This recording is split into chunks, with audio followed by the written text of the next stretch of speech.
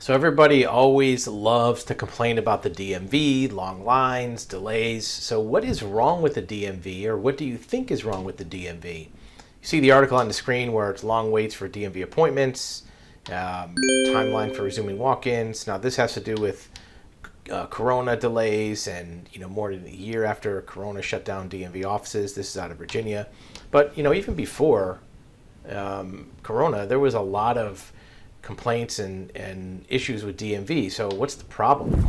Well, it's not really the DMV's fault. You got to remember, think about if you were going to go to the store to buy a new cell phone, right? Or you go to Best Buy to get a new TV. They're going to be falling all over themselves to try to sell you a TV or get you a phone, make it really easy to do the paperwork. And the reason why is because they're a commercial business. They're a private company trying to sell you things, right? And they have competition, right? If you walk into AT&T and there's a line, or you can't get in, or it's hard to fill out the forms, you're just going to go down the street to Verizon. Same thing with Best Buy. If it's hard to buy a TV at Best Buy, you'll go to Fry's or somewhere else. With the DMV, it's a government agency, right? They don't have a competitor. If you don't like the DMV, you can't go somewhere else to get your paperwork. In addition, you got to remember the government agencies are very underfunded. It's not their fault. You may think that you go in and the people there don't know what they're doing, or it's not run well. They're doing the best they can, and actually for the budgets that they have, they're doing a very good job because they're underfunded. They don't have a lot of budgets, especially with Corona. Now their tax revenue is going down. In addition, they're not managed as a for-profit enterprise, so they're not trying to do more business. If you're Best Buy, you want to sell more TVs because that gets you in business.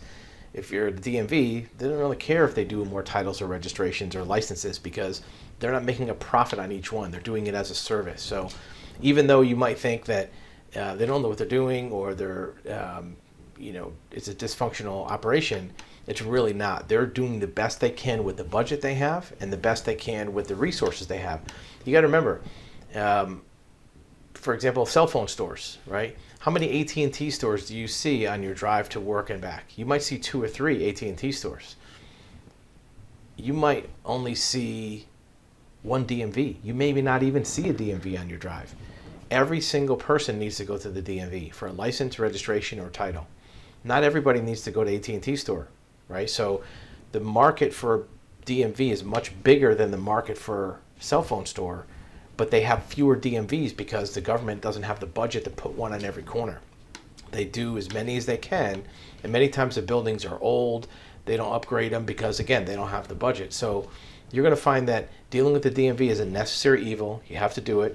Do yourself a favor to make it easier by doing as much as you can before you walk in the door. Get all your forms signed and done before you walk in the door. You see the form on the screen.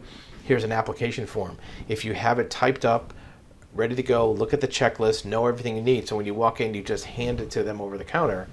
It's a better experience than going in and asking them, what do I do? Because now that person's going to be frustrated because they have to explain everything to you that's on their website or on the form.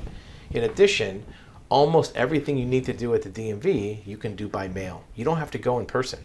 You can mail the forms to the main headquarters. In fact, a lot of times the processing there is faster because there's not people walking in the door to the main headquarters. They're all working in the back office. So if you mail it in, other than the mailing time, which might take a day to get there and a day to get back, you're really not losing too much because they may process it faster than if you walk in the door.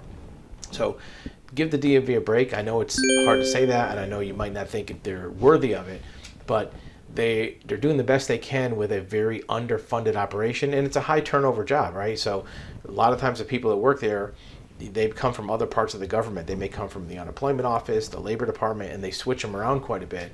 And sometimes the training doesn't catch up with the people who are there. By the time they get used to something, they may be promoted or moved to another office. So if you have the need to deal with the DMV, just make sure that you understand that it may not be as smooth of a process as you're used to, as in dealing with other types of organizations or companies, only because they're a government agency, not a private company, which has maybe more resources.